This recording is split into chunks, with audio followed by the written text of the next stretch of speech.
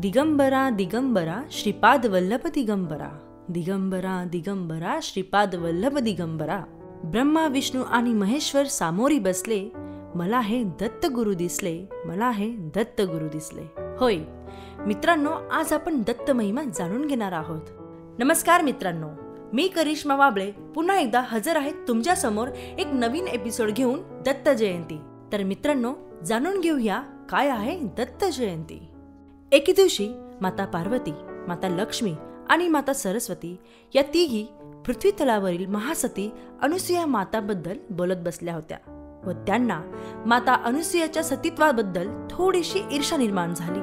म्हणून त्यांनी तिची परीक्षा घेण्यास ठरविले आणि तिघींनीही आपल्या पतींना या कारस्थानामध्ये सामील करून घेतले. आणि मित्रांनो, तुम्हाला तर माहीतच आहे, स्त्री हट्टासमोर आजही कोणाचे चालत नाही आणि तेव्हा देखील तिन्ही देवांचे काही चालले नाही.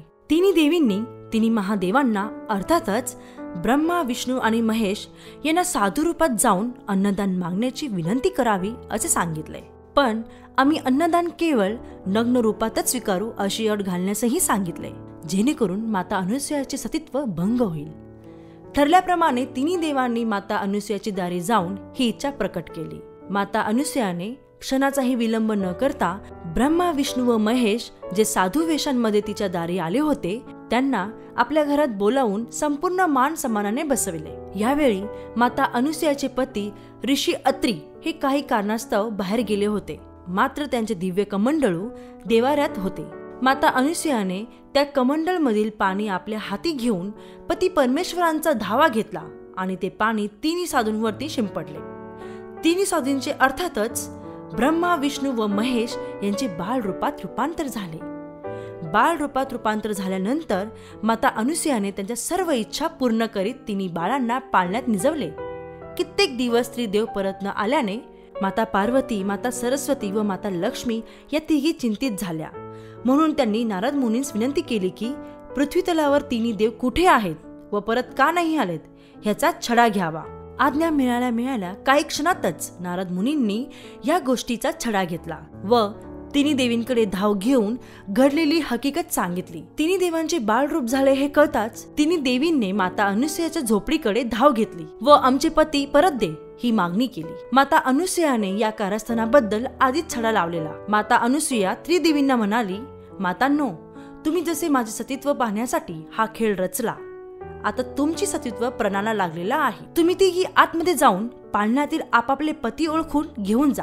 पण चुकून जर दुसऱ्याला हात लागला तर तुमचे सतीत्व भंग होईल याचे भान ठेवावे.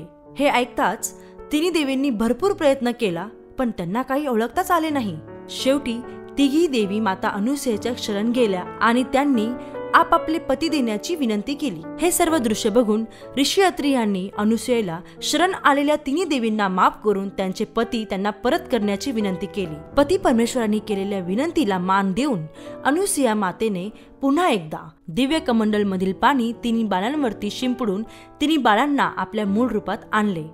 याच वेळी ब्रह्मा विष्णू आणि महेश्वर, माता पार्वती, माता सरस्वती आणि माता लक्ष्मी या 6 जणांनी माता अनुसूयाचे गुणगान केले व त्यांना वरदान मागण्याची विनंतीही केली. यावेळी माता अनुसूयाने महादेवांशी हीच विनंती केली की माझ्या या झोपडीमध्ये तुमचे तिन्ही देवांचे अस्तित्व कायमस्वरूपी राहावे आणि समस्त प्राणीजनांचा उद्धार व्हावा, हेच माझे वरदान असेल. म्हणून ब्रह्मा विष्णू आणि महेश या तिघांनीही आपले एकच रूप अर्थात त्रिमूर्ती दत्त हे पृथ्वी तलावरती निर्माण केले. म्हणूनच मित्रांनो, आपण दत्त गुरूंना अत्रिनंदन म्हणूनही ओळखतो आणि हाच तो दिवस दत्त जयंतीचा.